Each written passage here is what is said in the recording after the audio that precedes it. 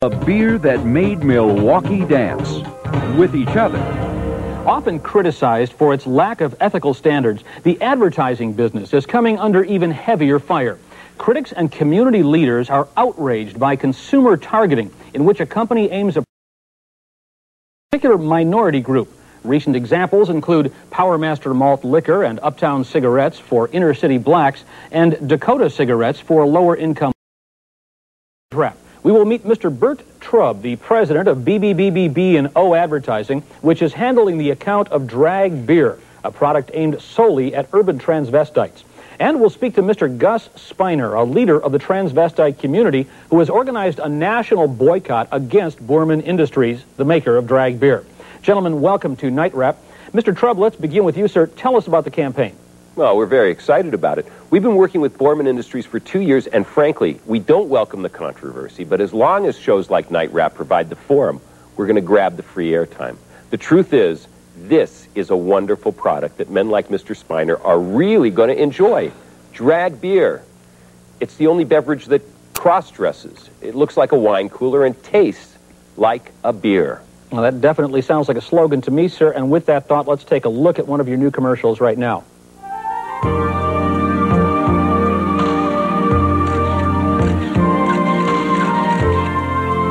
Don't hate me because I'm beautiful.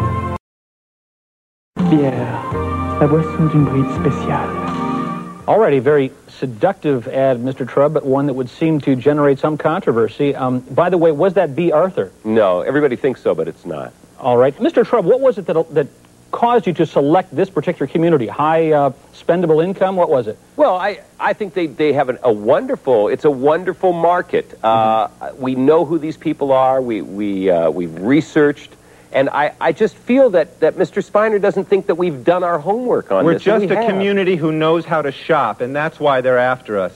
All right. Let's go over to Mr. Spiner now to hear his community's objections to this targeted campaign. Mr. Spiner. Please, call me Tiffany. Certainly. Tiffany, what's wrong with this picture, sir? Well, this is a horrible case of exploitation. I mean, my God, haven't we suffered enough? You want to give transvestites more alcohol? We already have a percentage of liver spots higher than the national average. You try to do Judy Garland when the porcelana fades. It's not pretty. Indeed, I think we can all imagine. And before we imagine any further, Tiffany, could you explain for our viewing audience right now the difference between a transvestite and a transsexual? Oh, God, again, I just talked about this on the Donahue show. Well, all if you wouldn't right. mind. A transvestite is someone who cross-dresses, and a transsexual has surgery to change his or her gender. In the case of a man, what they do is they take a knife and they slice off Well, I think that's sufficient. I think we get the picture there, Mr. Trubb or Tiffany, and you believe this new product now will hurt your transvestite community. Joe, there is nothing sadder than to see a 250-pound man stumbling down a dark street in a cocktail dress and sensible shoes. We need to control our drinking habits just like everyone else. We have a slogan, too. If you drink, don't drag, and if you drag, don't drink. All right, so you're accusing Mr. Trubb and Borman Industries of really taking advantage of the little guy in a dress, as it were. Absolutely. I mean, we have so many problems already. Transvestite fathers leaving their families, unemployment, unequal pay. I mean, just because we dress like women doesn't mean we should get paid like women. That is unfair. You know, no wonder there is such a growing number of transvestite gangs. Now people cross the street when they see a transvestite coming toward them. This is a patronizing and cynical attitude. We are not patronizing you. This is an attempt by Borman Industries to merely make a buck, and it aggravates the problem. All right, how do you answer that, Mr. Trubb? Well, it's outrageous. This isn't exploitation. This is a public service. By targeting our advertisers to a certain narrow segment of the population, we're in effect saying, hey, you count. You can buy things. We're making things for you. Go ahead, get drunk. Mr. Spiner and his people can now say, wow, I'm special. Look at me, Mr. Trubb. I don't need a commercial to tell me I'm special.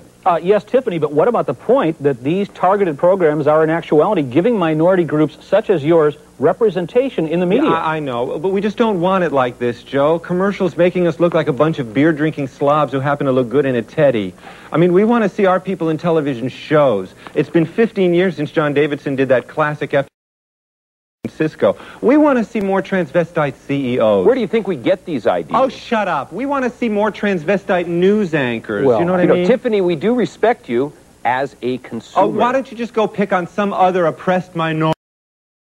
The blacks, the Mexicans, the Amish. See, that's just the kind of ignorance I'd expect from a guy in a size 18 dress. Get you. I'm a size 16.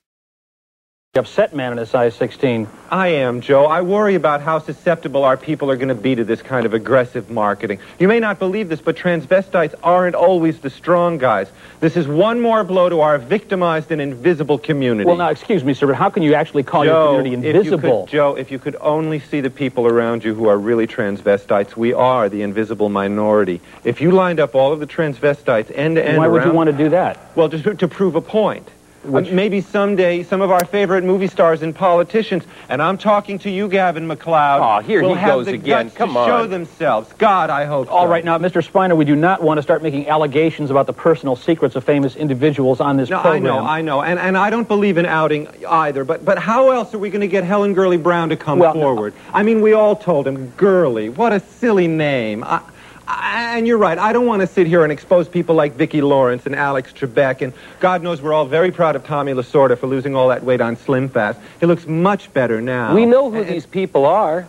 Shouldn't they have a beer of their own? All right, and let me say as well, Tiffany, I take it this is just your opinion, and Night Rep will not allow you to out, as it were, Helen Gurley Brown, Gavin McLeod, Vicki Lawrence, Alex Trebek, Tommy Lasorda, and CNN's Bernard Shaw as transvestites. I never mentioned Bernie Shaw, did I? All right, we're almost out of time. Mr. Trubb, any final thoughts, sir? Our commitment to transvestites is as strong as our long-standing commitment to children watching Saturday morning cartoons. All right, and Tiffany? I just worry about the young transvestites out there who aren't yet able to make an educated choice.